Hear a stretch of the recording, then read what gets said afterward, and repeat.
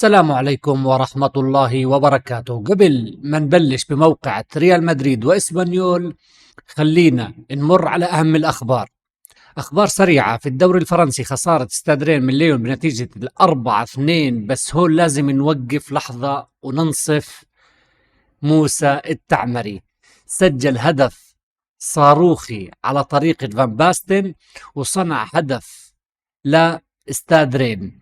برأي شخصي موسى التعمري أفضل لاعب آسيوي متواجد في أوروبا، وبكل صراحة سجل 6 أهداف هذا الموسم وصنع 5، لتصبح مساهماته في الدوري الفرنسي مع فريقه 11 مساهمة.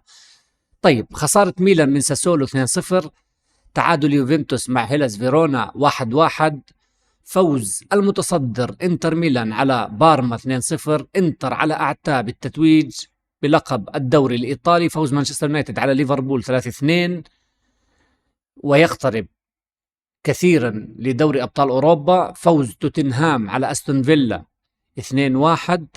تحليل مباراة ريال مدريد وإسبانيول. طيب نبلش. ريال مدريد داخل المباراة وهو بالمركز الثاني، وأي تعثر يساوي اقتراب اللقب من برشلونة، خلص يعني يتوج برشلونة مباشرة، خصوصا قبل الكلاسيكو في الكامب نو. أي نتيجة غير الفوز لريال مدريد يتوج برشلونة بلقب الدوري الإسباني للمرة 29، أمر يريد أن يتفاداه الملكي ويتفادى موضوع الممر الشرفي في الكامب نو. طيب بالتشكيلة: بلش أربلوه في حراسة المرمى، شفنا لونين على اليمين كالعادة، أرنولد على اليسار، مندي، وفي قلب الدفاع، في قلبي الدفاع روديجر وهويسن، في الوسط فالفيردي، تشواميني، بيلينغهام وبيطارش، في الهجوم دياز وفينيسيوس جونيور. في الدقيقة 7 فرصة خطيرة من فينيسيوس جونيور والقائم يمنع الهدف. في الدقيقة 10 إصابة مندي، إصابة مبكرة، ودخول فران غارسيا. في الدقيقة 25 تدخل قوي على فينيسيوس، ولكن الفار يلغي الطرد على لاعب إسبانيول ويكتفي بكرت أصفر. في الدقيقة 39 رأسية فالفيردي كانت سهلة على حارس اسبانيول. الدقيقة 42 شفنا تسديدة إبراهيم دياز، ولكن طلعت فوق مرمى حارس اسبانيول. أخطر فرصة لإسبانيول كانت بسبب خطأ من روديجر، لكن لونين ينقذ الريال. طيب هون خلينا نحكي عن مشاكل ريال مدريد. أنا بدي أحلل للأمانة مشاكل ريال مدريد، وهون الزبدة: الفريق بدون روح، انتشار سيء جدا في وسط الملعب، ما في شكل واضح للهجوم، فينيسيوس ودياز داخلين على العمق، خنقوا بلينغهام، خنقوه خنق، ما خلوه يعرف يتحرك، لأنه فيني ودياز كانوا يتواجدوا كثير في العمق. الأظهرة أرنولد وغارسيا بدون أي تأثير هجومي، مشاكل واضحة في بناء اللعب من الخلف عند ريال مدريد. واضح جدا تأثر الفريق بغياب كيليان مبابي.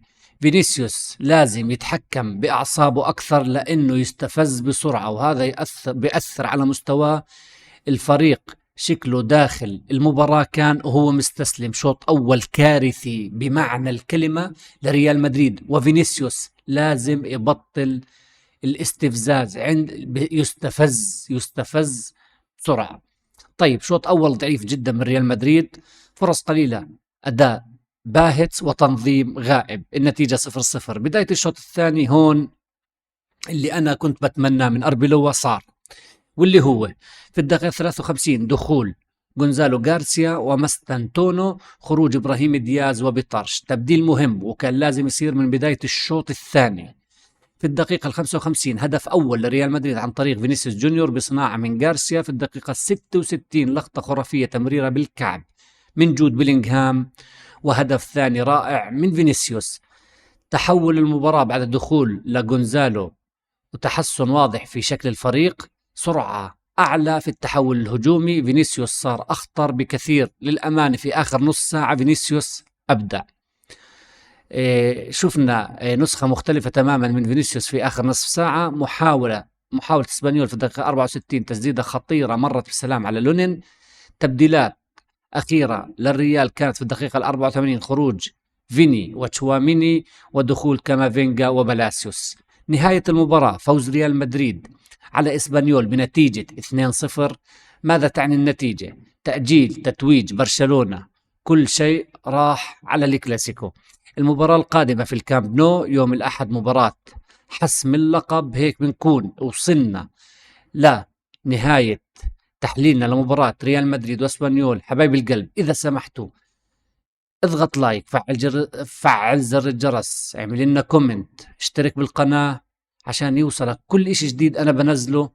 وبنشوفكم بتحليل جديد بالكلاسيكو الناري، ونشوفكم على خير. سلام.